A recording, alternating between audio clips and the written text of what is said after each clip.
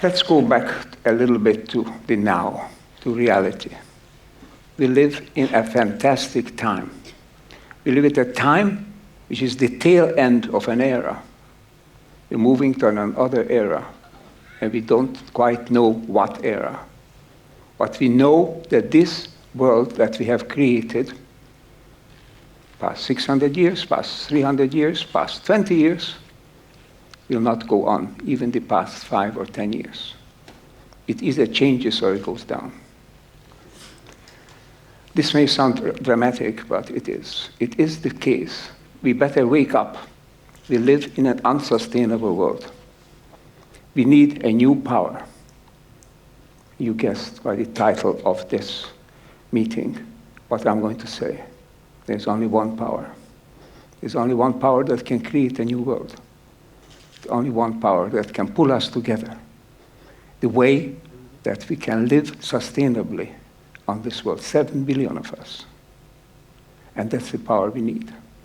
In the next few minutes, I'd like to talk about why we need this power, and also what it is.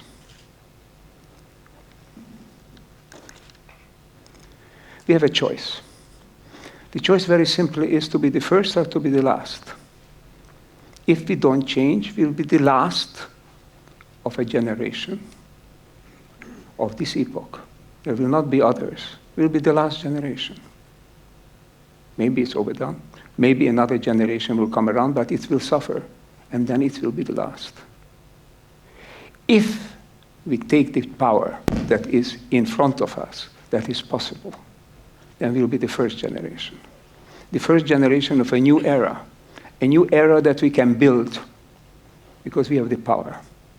I'm not talking about only solar energy. I'm talking about the power that this whole meeting is dedicated to. That is the choice before us. Now let me give you these alternatives very briefly. If we decide to be the last generation, what will happen? We are destroying the balances of nature. There are so many impacts, not just heating up of the atmosphere, that's perhaps the principal one, but we are destroying the equilibria on which this whole planet has been built, on which human civilization has been built. Perhaps we destroyed it before, but locally, we have created local bits of unsustainability, aridity, we have cut down forests, we have polluted rivers.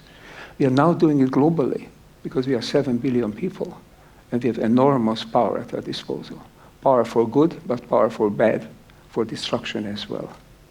All of these are patterns that are before us.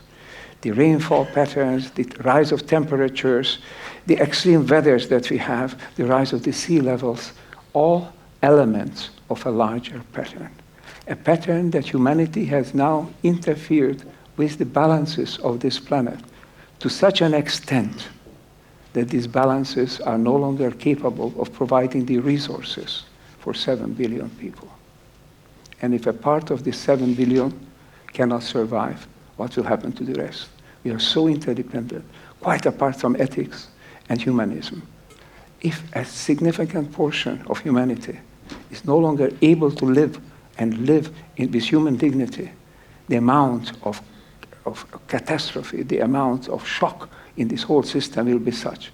It will be very difficult to pull out of, because we are very, very well equipped to make the worst of any situation. We have all the nuclear arms, we have all the conventional arms, we have all the means to be violent to each other. So let's not tempt that. Let's not wait for that.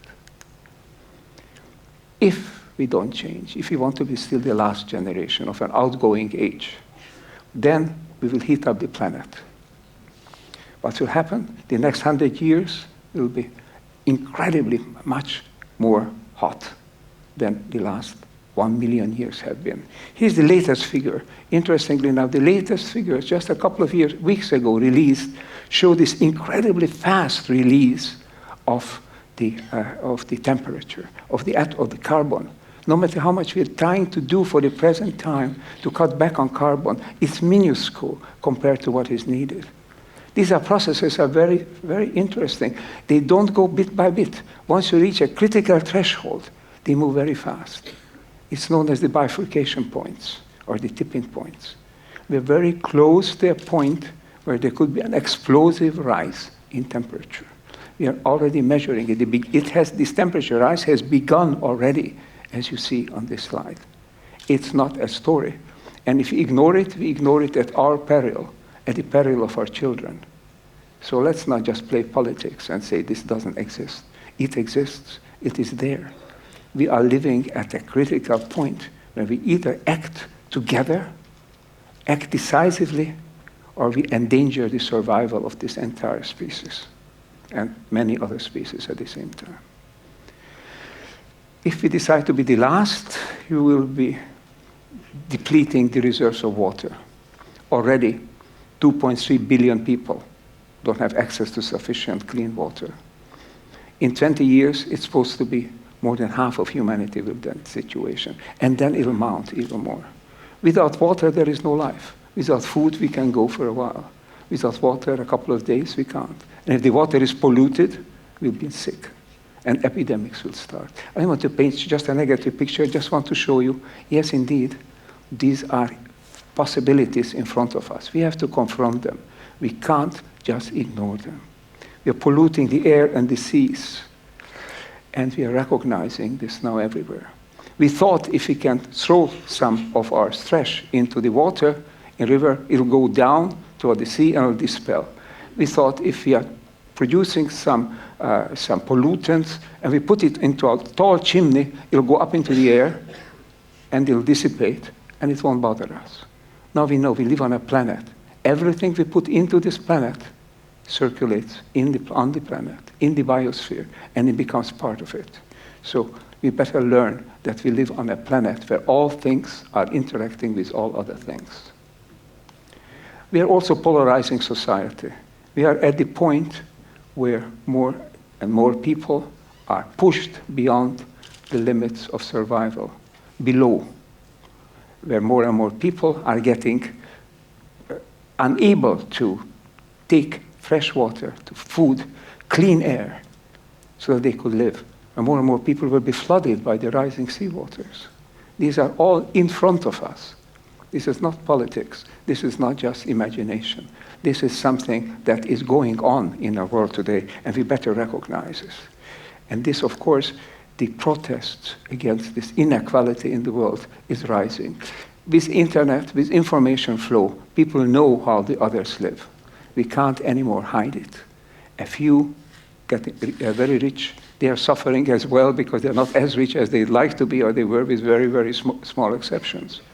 But the great masses know how the others live, and they want to live better as well. Not just because you want to keep up with the Joneses, but because you want to have a chance to live on this planet with some level of human dignity. We are there to learn this. We are living in a complex system that can change, but when it changes very rapidly. It changes by the so-called chaotic attractors. Chaos, yes, creative chaos. But a chaos, when you get to this tipping point, a chaos means that you can either go down or go up. You can't stay the way you were. A chaotic system is bound to change. Which way will it change? It's up to you, up to us to recognize. It is up to us to act. There's not much time left. We either break down or we break through. Now, we need the power to break through. And that is the point to which I'd like to come. If we decide to be the first, we need to be more embracing. Yes, what do you mean by embracing? We need a more embracing identity. We think we are individuals. Yes, of course we are. But we also are members of a community. And our community is member of a nation, member of a city, member of an ethnic group. And all of these are members of the human family. So we need to have an identity which includes us as a human, as a member of the human species. If we don't do that, we are going to go after our own advantage and neglect the others, and we will suffer the consequences. We need an embracing ethic. Of course, we all after our own interest, but we are also the interest as a member of a family. We have an anthropocentric ethic. We have interest as human beings. And we need an ecocentric ethic as well. In other words, we need an ethic as a human being. All of this. We used to live in small groups. We want to live in a global tribe, not in a local tribe. We have to develop that. We need a new consciousness. And this is what I'm coming down to. I am telling you, finally, what I wanted to say all along.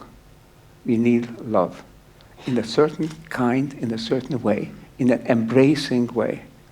That is the sine qua non. Without it, we won't make it. With it, we could. So I'm going to present now 16 points of what I call a love declaration. Love is being part of you and part of the world. This is the first point.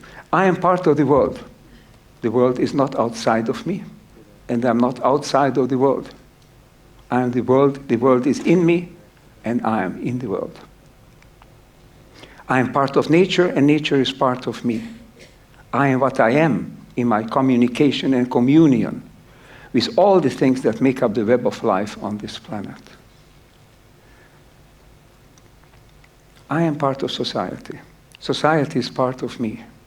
I am what I am in my communication and communion with my fellow humans. We are an irreducible and coherent part of the diverse but essentially whole community of life on this planet. Love is knowing what I am, who I am and who you are. I am more than a skin and bone material organism. My body, its cells and organs are manifestations of what is truly me, a self-sustaining, self-evolving whole in contact and communication with all the other self-evolving wholes throughout the spheres of life on this earth.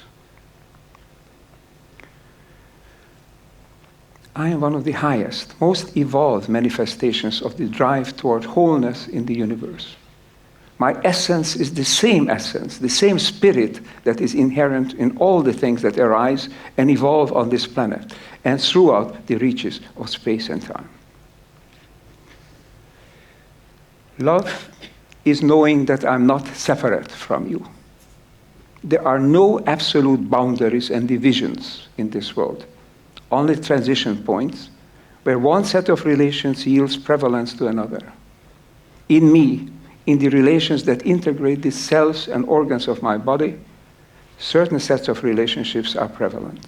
Beyond my body, there are other relations that integrate me with you and with the rest of society and all of nature. The separate identity that I attach to other people and to other things is an illusion. My body, my mind, my family and my community are interacting and interpenetrating elements in the network of relations that encompasses all the things that arise and evolve on this planet. The whole gamut of concepts and ideas that separates my identity from yours is a convenient but arbitrary abstraction. There are no others in this world. We are all whole systems, and we are all part of each other. Love is condemning every form of violence, attempting to maintain me, that system that I know as me, through ruthless competition with the systems that I know as you and others, is a grave mistake. I cannot preserve my own life and wholeness by damaging the life and wholeness of the system of which I'm a part. When I harm you and anyone else, I harm myself. Collaboration, not competition, is the royal road to living in the world. Collaboration calls for empathy and solidarity, and ultimately for love. When I love you, I also love myself. We are part of the same whole, and so we are part of each other. Every weapon wielded to hurt or to kill is a danger to all. If they involve hurting or killing adversaries, Even the aims of patriotism and heroism need to be rethought. The true patriot and the true hero defend the interests of their country with comprehension and forgiveness. Comprehension and forgiveness are not signs of weakness. They are signs of courage. Love is valuing life and not things. The good for me and for you and for every person in this world is not the possession of money and the things that money can buy. Exclusive wealth is a threat to all. It usurps the portion of resources all of us in this community need to live and to strive. And because you and I are part of the human community, exclusive wealth held by anyone, any member of this community, is a threat also to you and to me. Beyond the sacred whole we know as the cosmos in its totality, only life and its development have intrinsic value.